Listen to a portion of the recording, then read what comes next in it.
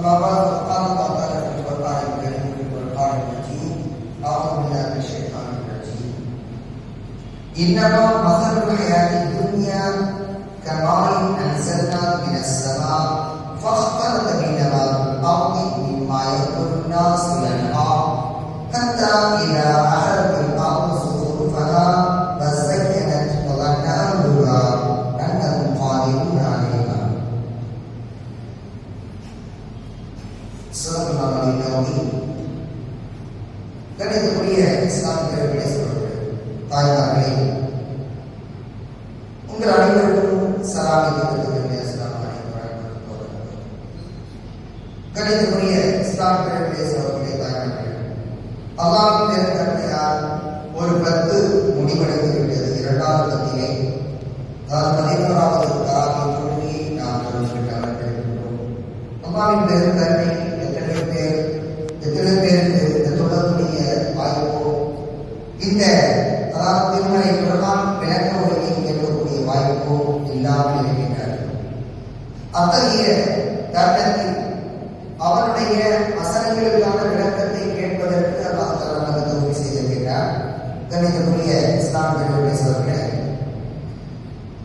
இந்த உலக வாழ்க்கைக்கு அல்லாஹ் தஆலா ஒரு உதாரணத்தை காட்டுகிறார். இந்த உலக வாழ்க்கை எவ்வளவு அற்பமானது, எவ்வளவு மேலோட்டமானது, ஏமாற்றத்துக்குரியது என்பதை அல்லாஹ் தஆலா சுட்டிக்காட்டும் மூலமாக இந்த உலக வாழ்க்கை நிரந்தரம் இல்லை என்பதை சுட்டிக்காட்டும் மூலமாக ஒரு உதாரணத்தை நம்ம வானத்திலிருந்து மழையை பொழிய செய்கின்றோம். அந்த மழையின் காரணமாக வறண்டு போயிருக்கின்ற புற்பூண்டுகள் எல்லாம் விளைகின்றன. மனிதர்களுக்கு பயன் தரக்கூடிய காய்கறிகள், கனிகள் எல்லாம் விளைகின்றன.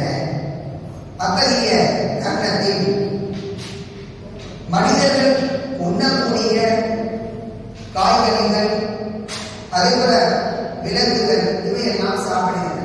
பச்சை பசேன இருக்கு. இந்த மழை பொழிந்த பிறகு அப்படியே வறண்டு போனதெல்லாம் பச்சை பசேன இருக்குது.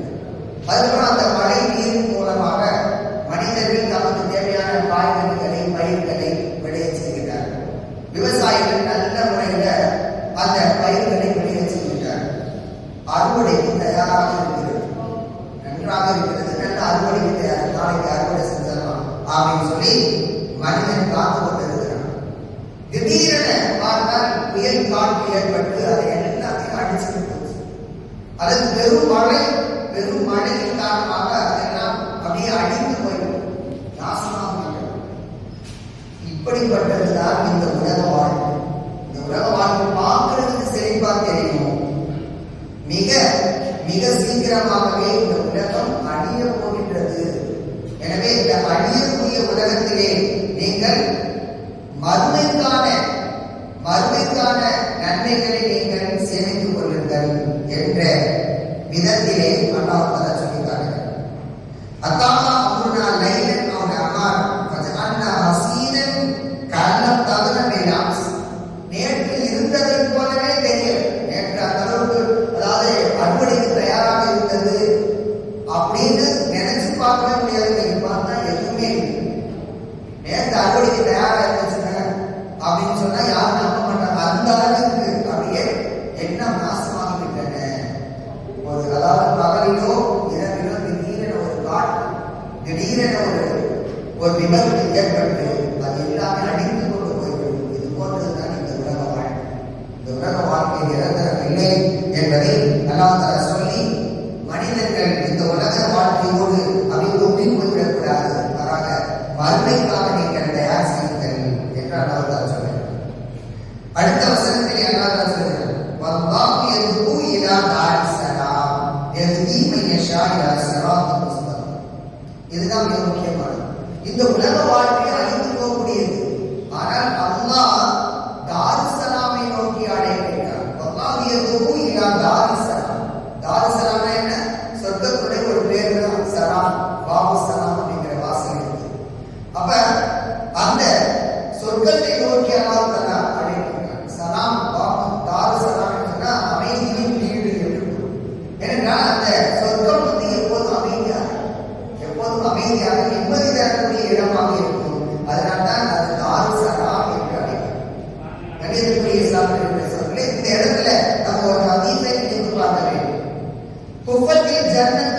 மகால் வகுப்பத்தின் நாவு விஷரவான். சொர்க்கமோ கடினமான, அதாவது விரும்பத்தகாதவை, நமக்கு எதெல்லாம் கஷ்டமா இருக்குமோ அது மாதிரி உண்டான விஷயங்களோடு சூழ்ந்திருக்கின்றன. நரகமோ நமக்கு மனசுக்கு எதெல்லாம் விருப்பமா இருக்குதோ அதோடு சூழ்ந்திருக்கின்றது. அதாவது சொர்க்கத்துக்கு ஒருத்தன் போகணும்னு சொன்னா அவன் எந்திரிச்சு தொழுதாகும், பத்து தொழுதாகும், ஈஷா தொழுதாகும், என் 5 நேர தொழுகைகளை அவன் தொழுதாக வேண்டும், நல்ல அமல்கள் செய்ய வேண்டும், குளிரான நேரத்தில் கூட ஒதுவு செய்துவிட்டு உள்ளே வர வேண்டும். சிரமங்கள் இருக்கின்றன. ஆனால் இந்த நரகத்துக்கு போறது மனுஷனுக்கு ரொம்ப ஈஸி. எதெல்லாம் வந்து ஆசைகளாக இருக்கின்றனவோ அதை, அதாவது ஆடல் பாடல், சினிமா பார்ப்பது, நேரத்தை வந்து வீண் விளையாட்டுகளில் ஆட்டம் பாட்டத்துல கொண்டாட்டத்துல அப்படியே செலவு செய்கிறது. இது மாதிரி மனிதனுக்கு எதெல்லாம் விருப்பமா இருக்குதோ அதன் பக்கம்தான் நரகம் வந்து சூழப்பட்டிருக்கு. அத்தனை அந்த விஷயங்களை எல்லாம் செய்யறது மூலம் நரகத்துக்கு போறான்.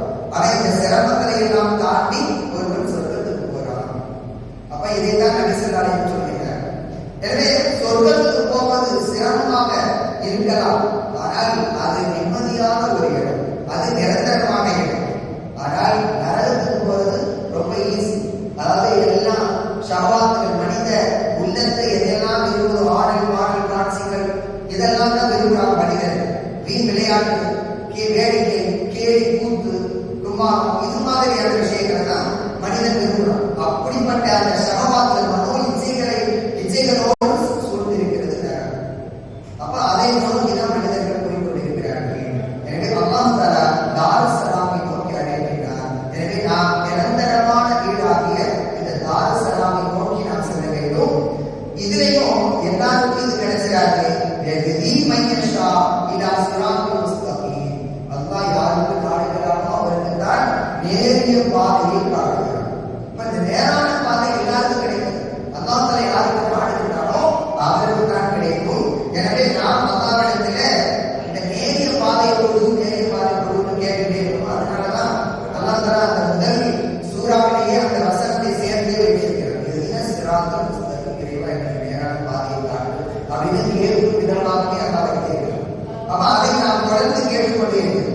இப்படியெல்லாம் நல்ல அமல்கள் செய்தவர்களுக்கு நில்லதின் அக்ஸரு அல் ஹுஸ்னா வஸியாதா, யார் இவ்வாறு நல்ல அமல்கள் செய்தார்களோ அவர்களுக்கு அழகிய நன்மை நாளை மறுமையிலே உண்டு, வஸியாதா அதிகபட்சமும் உண்டு என்று அல்லாஹ் தஆலா சொல்கிறார்.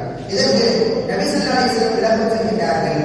அதாவது நன்மைக்கு நன்மை, அதாவது சொர்க்கம் கிடைச்சிடும். ஜியாதா அதிகபட்சம் என்பது அல்லாஹ்வுடைய லிகா, அல்லாஹ்வை காணக்கூடிய ஒரு நல்வாய்ப்பு அந்த சொர்க்கவாசிகளுக்கு தான் கிடைக்கும். அப்ப சொர்க்கவாசி நரகவாசிகள் அவங்க பாதையில உள்ள போயிடுவாங்க, நரகவாசிகள் நடந்து போயிடுவாங்க, சொர்க்கவாசிகள் சொர்க்கத்துக்கு போவாங்க. அப்படி போகும்போது அந்த சொர்க்கவாசிகளை பார்த்து மலர்கள் சொல்வார்கள், உங்களுக்கு அல்லாஹ் தஆலா கொடுத்த ஒரு வாக்குறுதி இருக்குது, அதை இப்போது நிறைவேற்ற போகிறான் அப்படின்னு. என்ன வாக்குறுதி? அதான் எங்களுக்கு எல்லாத்தையும் நிறைவேற்றிட்டாங்க, எங்களுக்கு வந்து நல்ல அமல்களுக்கு தோதுவாங்க, எங்களுக்கு சொர்க்கத்தை கொடுத்துட்டா, இதுக்கு மேல எங்களுக்கு என்ன வேணும், இதுக்கு மேல வேற என்ன இருக்குது அப்படின்னு சொல்லி மக்கள் தான் கேட்பாங்க, சொர்க்கவாசிகள் கேட்பாங்க. அப்போதுதான் அல்லாஹ் உடனடியாக திரையை விரித்து தன்னுடைய திருமுகத்தை அங்கே காட்டுவான். அதுதான் மிகவும் அற்புதமாக, அதாவது ஒவ்வொரு மனிதனும் காண கிடைக்காத பேரின்பமாக அது இருக்கும் என்று நபி ஸல்லல்லாஹு அலைஹி வஸல்லம் அவர்கள் சொல்லித் தருகிறார். அதுதான் ஒவ்வொரு மனிதனுக்கும் மிகப்பெரிய பேரின்பமாக இருக்கும். அப்படிப்பட்ட ஒரு இன்பத்தை சொர்க்கவாசிகளுக்கு அல்லாஹ் தஆலா கொடுப்பான். அதைத்தான் இங்கே ஜியாதா என்று சொல்கிறார். அல் ஹுஸ்னா வ ஜியாதா, நல்ல அமல்கள் செய்தவர்களுக்கு ஹுஸ்னா நன்மை உண்டு, அதே போல அதிகபட்சமும் உண்டு என்று அல்லாஹ் தஆலா இங்கே சொல்லி காட்டுகிறார். ஹும் ஃபீஹா காலிதூன், அவர்கள் அங்கே நிரந்தரமாக இருப்பார்கள். அப்ப இந்த உலக வாழ்க்கையில பச்சை பசேலென பார்ப்பதை பார்த்துவிட்டு நாம் இங்கே மயங்கி விடக்கூடாது. நாளை மறுமையிலே இருக்கக்கூடிய அந்த பெரு வாழ்க்கை இருக்கிறதே, அதுதான் நிரந்தரமானது என்பதை நாம் கவனத்தில் கொள்ள வேண்டும். எனவே நபிகள் இஸ்லாமியர்கள் சொல்கிறேன், நம்ம இப்ப வந்து வெளியில உள்ளவங்களை பார்த்து நமக்கு ஒரு மனசுல தோணும், எத்தனையோ பேர் அவங்க வேலையில, அதாவது நல்ல சினிமா பார்த்துட்டு, ஆடல் பாடல் பார்த்துட்டு, ஜோக்குகளை பார்த்துட்டு இருக்கிறாங்க. நம்ம ஏன் இவ்வளவு நேரம் கேட்டு தொடர்ந்து கால் எடுக்க அப்படின்னு கூட சில பேர் நினைக்கிறோம். ஆனா